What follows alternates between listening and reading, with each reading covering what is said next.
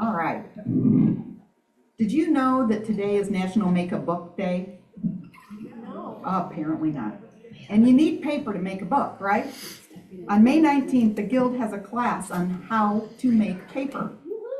Did not know this was a thing. So I signed up for it because I just absolutely have to know how you make paper, right? It's crazy.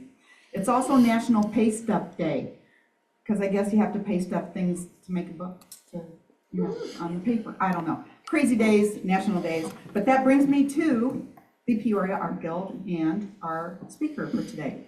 It is my pleasure to introduce the Executive Director of the Peoria Art Guild, Megan Scott. Before joining the Guild, she had a lot of experience with nonprofit work, managing grants, putting together strategic plans for various organizations, designing programs, working with the community, and a lot of other things that I have not mentioned here. Megan initially joined the Guild the weekend of the Fine Art Fair. Just jumping right in there, one of the largest events in Central Illinois. And it's like, welcome to the Guild. This is what we do. And I think it's been nonstop ever since. Okay. She and her family moved here from Oklahoma a few years ago, and it feels like they've been here forever. The Guild has an amazing board of directors, and Matt is on the board with us, myself. Dave Poles, who can't be here today because he's doing the spring celebration downtown every day. But anyway, we have an amazing board, and we feel very fortunate to be able to work with Megan on both the creative side of things with the Guild and the business side of running an art organization and nonprofit. She and her staff are excellent staff, by the way. She and her staff are leading the Peoria Art Guild into its 150th year. There's a little bit of history with this organization, and we are very excited to be a part of it. So now I can introduce Megan Scott.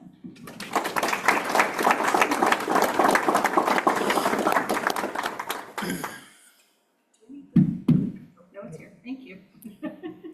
Patrick, I loved you in Frankenstein, by the way. Oh, thank you. I appreciate it. If you guys get a chance to go see him, he is phenomenal. Oh, thank you. So it was one of the best shows I've ever seen. So I'm Megan Scott with Peoria Art Guild, and I'm so glad that I could be here with Rotary to talk to you more about our organization. In fact, the reason I got into government work and nonprofit work is because I worked for the public health department for 7 years on vaccines. So I worked with Rotary a lot in Oklahoma, and I admire Rotary and the work that it has done to basically eradicate a lot of vaccine preventable diseases. So it's really great to be at Rotary. Before we get into like all the boring stuff about what an arts nonprofit does, nothing's boring about the Art Guild. I have learned that pretty quickly. So over the last 8 months, but I just kind of wanted to ask you guys some questions to think about. When was the last time that you called yourself an artist? Some of you are probably artists still, but I just heard someone during lunch say, "Oh no, I don't do that. I don't do art really. I can't draw." But when we were kids, we created things. We made things with no limits to our creativity or passion for the art. And as grown-ups, our grown-ups in our lives really encourage this. This is my kiddo, Olivia, pre-K, first day of pre-K, I believe. All of her art plastered on the fridge. In the middle is probably during COVID, where she was drawing on our sidewalk. And then to the left is my niece, Jasper Jean, making some art. She's really into foam stickers now, but I didn't have any of those pictures to show you. But we hung up kids' works. Our parents hung up our works like they belonged to museums, coaxed us to create more and claim our title of artist.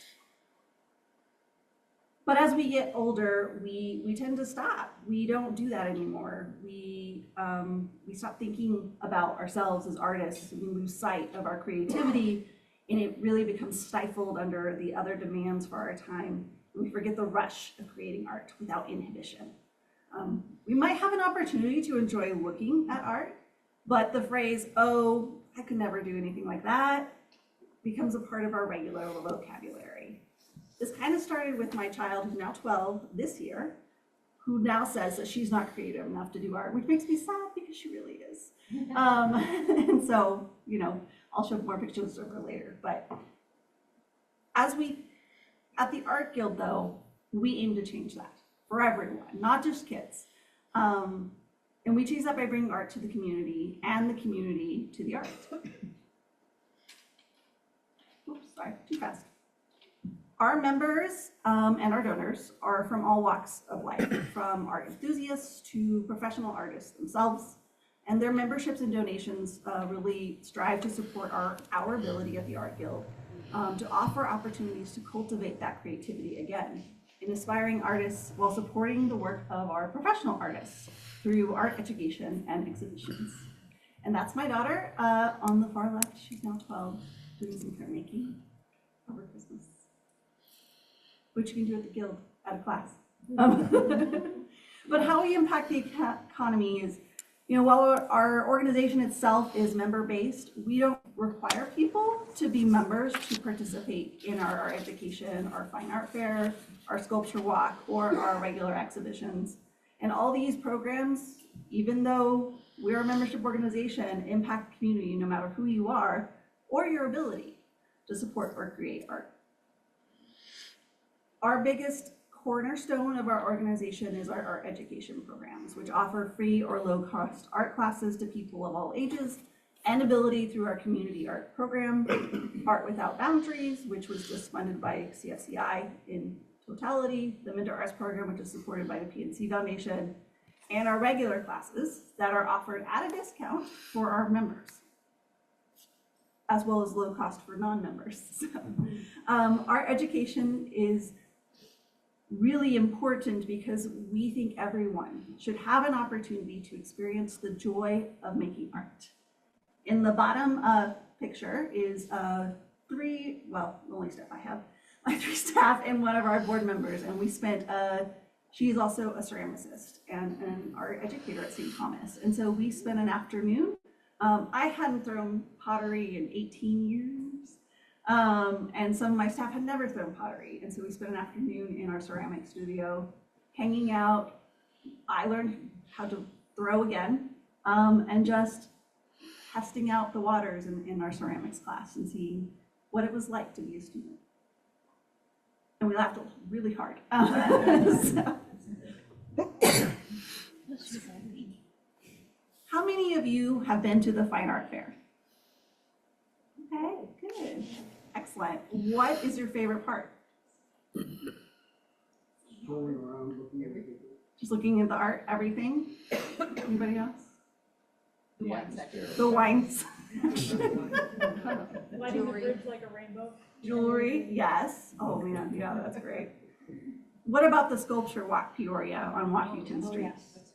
Yes. What is your favorite part about sculpture walk? Or is there a favorite sculpture you have? I love that it changes it. Yes. Yeah, it's a biannual exhibition. Have you ever been to our downtown gallery on Harrison and Washington? Yes, fantastic. Are there any artists that you remember seeing there that were your favorite? That we show people every month, so I can imagine no one would remember. We hold monthly exhibitions of 1 to 2 artists every month. And every other year, we bring 8 new sculptures to line Washington Street in downtown Peoria, called Sculpture Walk Peoria, which has been around since 2015. And our Fine Art Fair, which is now in its 64th year, is one of the top 200 art fairs in the country. And it provides more than 100 artists and musicians an opportunity to sell and perform. And members get free tickets, by the way, and early entry. So if you have your eye on something at Shano's tent, then, or another jeweler's tent, then you should get a ticket and come in at 9. But we do this because we believe that compensating professional artists for their labor and expertise and expanding equitable public access to art is important. And when artists are paid and communities can engage with art in shared spaces, the result is cultural value that supports belonging, dialogue, and community well-being. So now it's your turn. if any part of you misses the way you made things as a kid, just because it was fun or messy, I want to invite you back to your art kid era. Your membership or gift to Peoria Art Guild keeps our classes affordable, even without member discounts. Our exhibitions free to the public. We are open Tuesdays through Saturdays every week, and free public art downtown. And it gives more people permission to really create again. So I want to say thank you so much for having me today. If you're the kind of person who really wants to understand how you can make a real local impact, I'd love to talk to you afterwards. There's information about Sculpture Walk, which is the current Sculpture Walk right now. There's about 7 sculptures left on the street. There will be 8 new sculptures going in on May 23rd for opening day. So we would love to have you join us at the Peoria Art Guild then.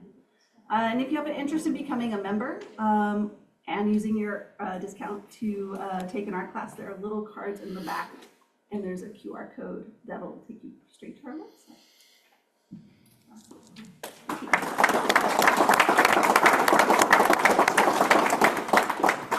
Lynn's gonna get the microphone for questions. Okay.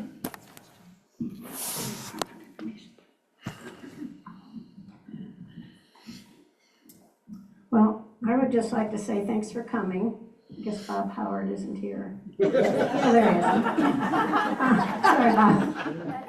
But one thing I'm always impressed with at the show downtown is the quality of the artists and the they're so versatile, versatile. So different. I mean, I was an art student in the 60s, and how times have changed. So it's always interesting to me to see what's new and how creative. And another thing to do, if you've never done the sculpture walk, do that with your grandchildren, because they walk around those things and they look at that and they see something you never saw. So, anybody have a question? Oh, good, Bob. Open not. Thank you for being with us today. I think it's one of our favorite things to do during the year is the Art Guild Fair, Art Fair. And I think it's the location, among other things, that make it so special. We've probably purchased a dozen pieces over the years and probably have them in our house. I usually show them to Kim Sanders if I see her as I'm departing. But our grandchildren who are now grown up did all the art that they could down there, and just compliment you. Thank you. Thank you.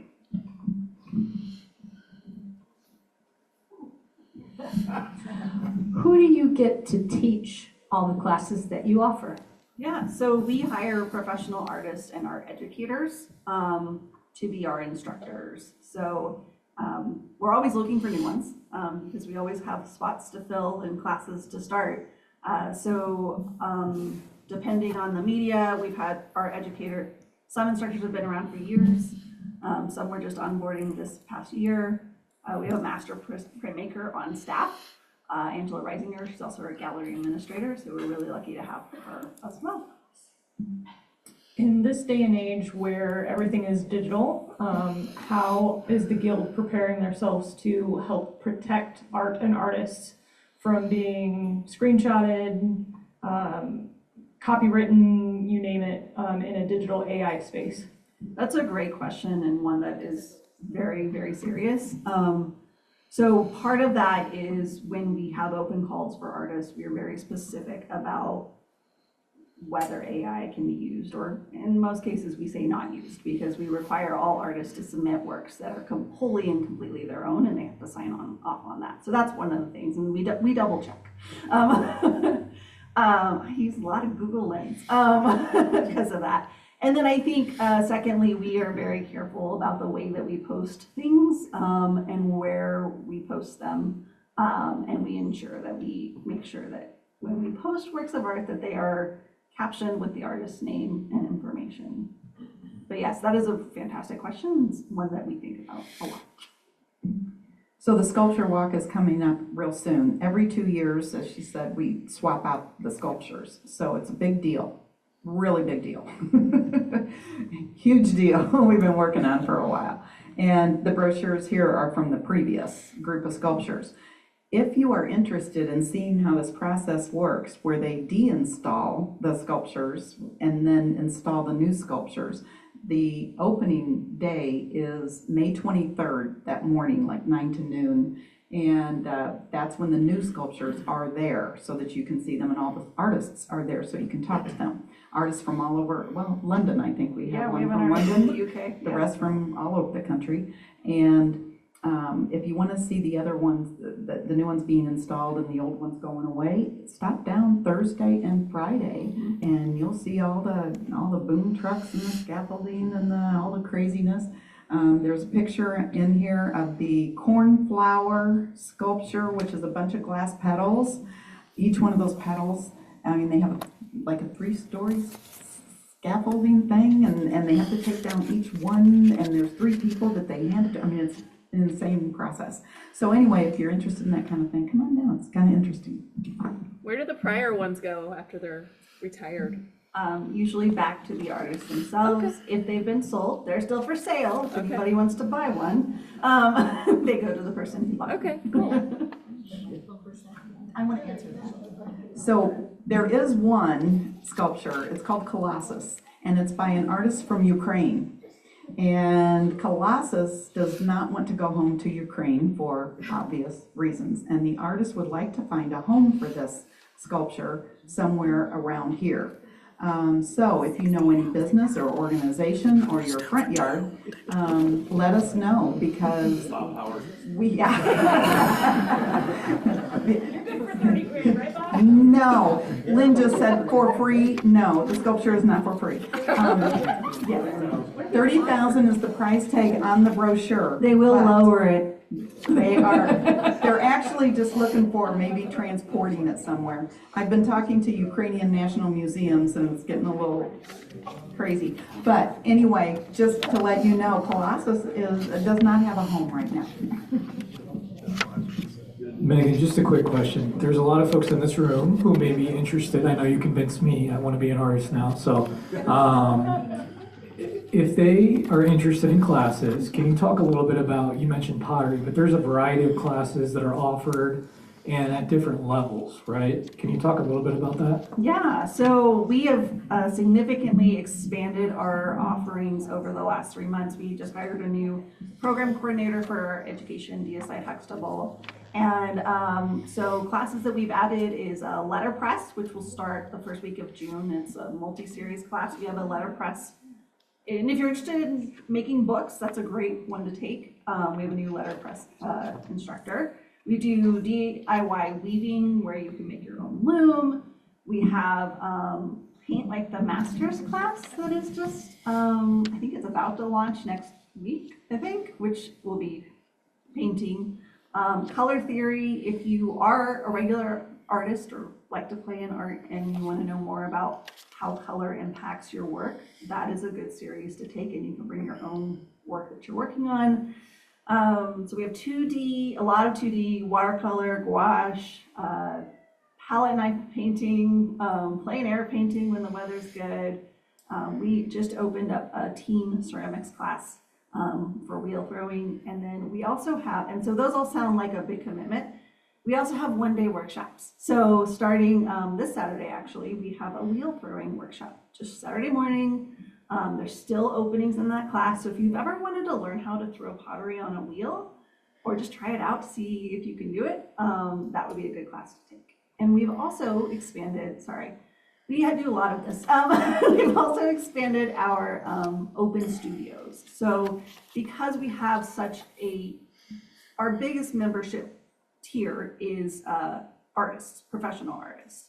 And so we have this studio space that is open to both them, but also anybody who wants to become an artist or wants to use our studio space to create. So we have 2D fiber ceramics open studios now, and printmaking. And so all of those are free to members, or $10 if you're not a member, or you can do a monthly subscription and come in and in work. And an instructor is always there to help and assist if you need to. So I have an additional question. A couple of years ago when I retired, I needed to find something to do.